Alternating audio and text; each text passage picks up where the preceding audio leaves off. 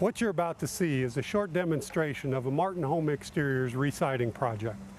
We use this video not only to train our own installation crews, but to show you, the homeowner, what your siding project may look like.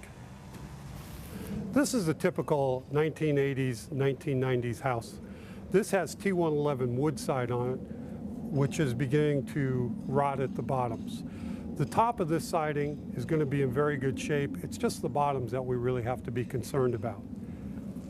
Also, on this style of house, you'll see the old wood trims where the trims have started to rot.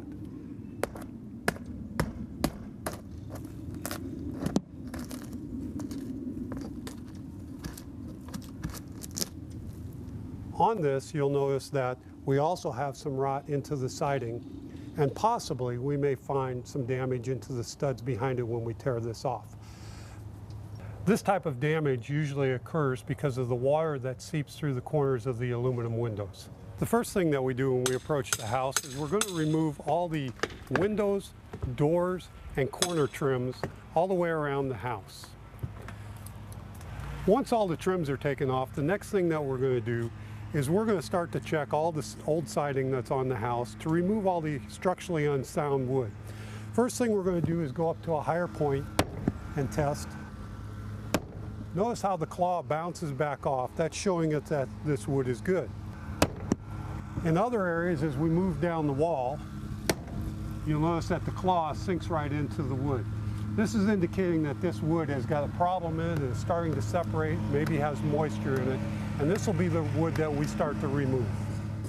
So we've determined on this wall that we're going to take out about 16 inches of this siding here.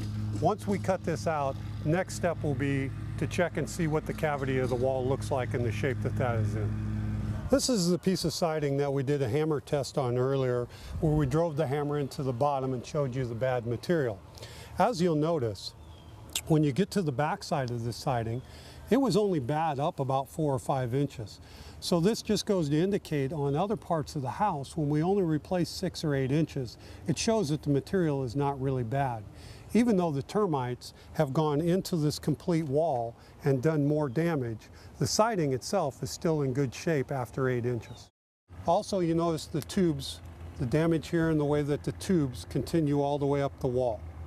This will continue all the way up the whole side of this garage door. We will be taking all this off and going in to find out the exact damage in this wall and making repairs on these 2x4s as needed. Now on this wall, we've already exposed the bad wood that's there and cut that out, but I'll show you what is good wood on this wall and what was bad. You'll notice how solid that this wood is. This can be left on there. We don't need to replace this. But the bottom of it, like we've seen on the front wall, will need to be replaced on this. Once we've exposed the wall cavity, the next step is going to be to inspect this wall cavity and make sure that there's no damage in this. So this section that we've exposed right here, as you can see, all the studs in the sill plate are in good shape. At this point, what we're going to do is put in this 2x4 blocking you see in between the studs.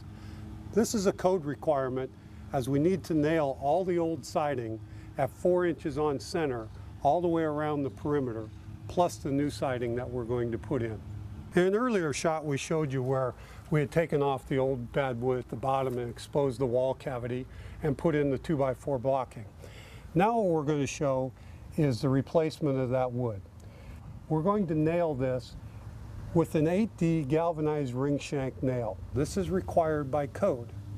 This nail is placed every 4 to 6 inches around the perimeter of each board that we place in, and at the tops of the old boards that we cut out. After we've taken all the structurally unsound material off the house, we're going to now put in a bottom flashing L-bend aluminum material. This is what the material looks like, and you notice it has the L-bend that goes back to the cement foundation. We put this material up, as you see here, where we're going to nail it up and put it all the way along the wall. So we'll nail this every so often, have it go all the way back to the cement wall. The reason for this is to stop water from wicking up from the grass, rainfall off of the roof, or sprinkler heads hitting. This would be exposed normally behind the siding, and in doing this, we've taken this and taken away any future threats of damage. This wall is prepped and ready for siding. In this, what we're going to show you is the installation of our corner post, the installation of our moisture barrier, and the installation of our window trims. You'll notice that in the corner post we use a 5/4 by 4 inch trim, nailed with 2 nails, every 24 inches on center. The same as in our window trims, a 5/4 by 4 inch trim. And you'll notice that in putting that, we put a top header going all the way along, our first piece of trim. Our second are going to be our 2 sides that come all the way down. And our third will be the bottom where it is cut in between the 2 sides.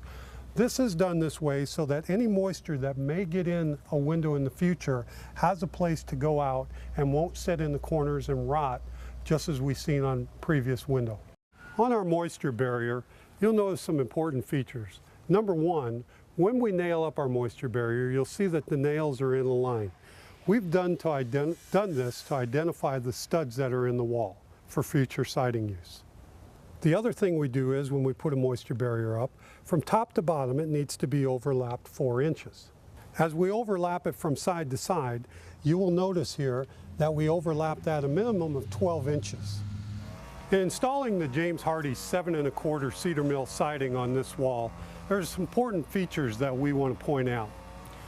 Number one, you're going to notice that when we end a panel, we end these on a stud, which we've indicated by where our nails are in our moisture barrier. All James Hardie planks have to be ended on a stud. In ending these planks on studs, you'll notice that we end them every 2 studs, so 32 inches in between. This is done for a reason. We create a staggered pattern as you see going up. This is so that when we have a seam that you see down here, our next seam is going to be 8 panels as we go up.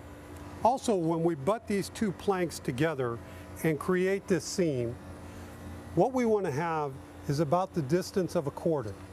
As we butt the 2 planks together, you'll notice that we keep the space of a 1/4 in between them. James Hardie recommends that we can have anything up to a 1/4 inch. The reason for this space is so that when we caulk these spaces, the caulking can go into the joint and connect to both sides of the plank.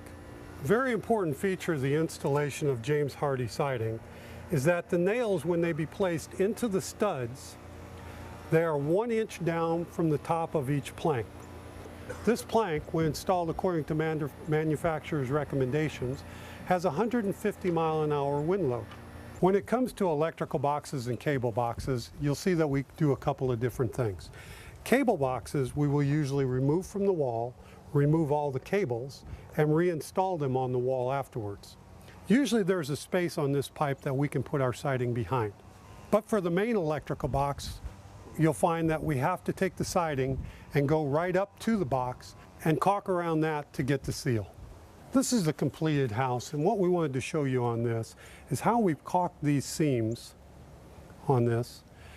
And you'll notice that we've placed in a small trim nail in the bottom corners. This was a stainless steel trim nail that we used. This is what we call corner pinning.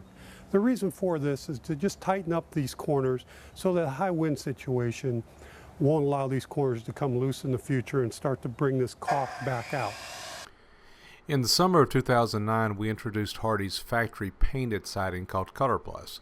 There are several things we do different when installing colorplus. The first difference is with the protection we install on the wall. Instead of the black 15-pound felt, we install Hardie wrap, which has been engineered for our climate. The biggest difference is in how we treat the joints where Hardie plank stops and starts. You'll recall in the prime product we put a 1/4 in to demonstrate the gap we leave to be caulked.